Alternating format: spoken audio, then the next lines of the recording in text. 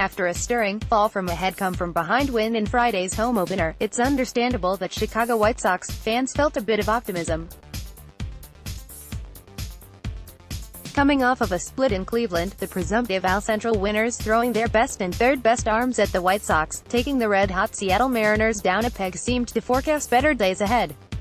Well, after a 9-2 drubbing on Saturday and 12-5 defeat today, those better days are up in smoke, just like much of Chicago's pitching staff and batting order.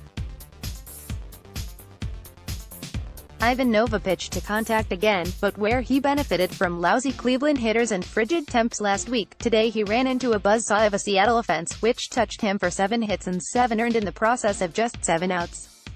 Before the game was half over, the White Sox were buried, 11-2, leaving fans hoping that in-game rains might intensify enough to wipe this debacle from memory. Ryan Burr, Caleb Frere and Jose Ruiz came on to try to douse the fire, but the three combined for 3 innings, 4 hits, 4 earned, 2 walks, AK and 2 homers. Ruiz gave up 2 hits but in the process of recording 1 out, lowered his season ERA to 40.50. Wellington Castillo didn't do much to help his pitchers today, snagging a daily double of a pass ball and error in the game, while going 0 for 5 with AK and 5 men left on base at the plate. Bright spots? Well, Jace Fry righted his ship a bit, throwing 1 2/3 innings with a walk and AK, chiseling his swolled ERA down to 12.27. Kelvin Herrera was nails again, striking out the side in the 8th. Alex Colomé, for some reason, pitching the 9th. Come to think of it, the 3 best arms in the White Sox bullpen pitched today, in a game that got no closer than 6 runs late, gave up a laser beam to Daniel Vogelbach, giving the portly power hitter 2 dingers and 6 ribbies on the day.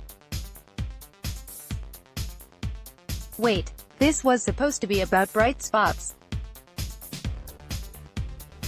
Well, Tim Anderson remained white-hot, and unfortunately he was the only White Sox hitter doing such in the game, as Anderson's 4 hits repped 40% of the team's total.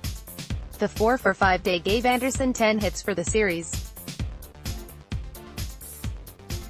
Anderson's first 3 hits were singles, and in the bottom of the 7th, it looked like he'd hit his 3rd home run in as many days. Your browser does not support HTML5 video. The home run was overruled on review, as center fielder Malik Smith pulled some funky hand jive with his wrist, glove and caromed a home run ball back into play. Get some glove oil from Alex, stat.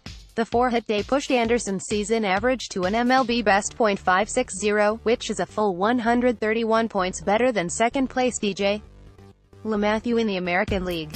Even just 8 games into the season, that's not a margin anyone is used to seeing.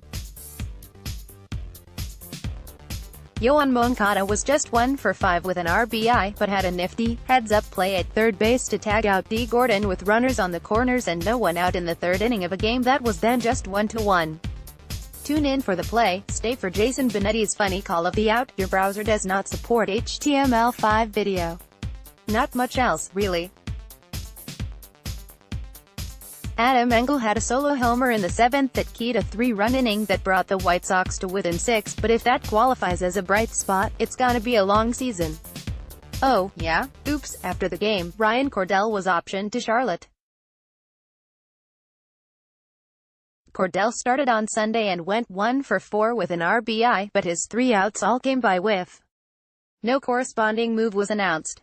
Well, tomorrow Brett takes the coverage for the series opener against first-place Tampa Bay, with a dilly of a pitching duo, Carlos Rodon vs. 2018 AL Cy Young Award winner Blake Snell. It's yet another day game, 1:10 p.m. Central Time, broadcast by WGN Radio and Video.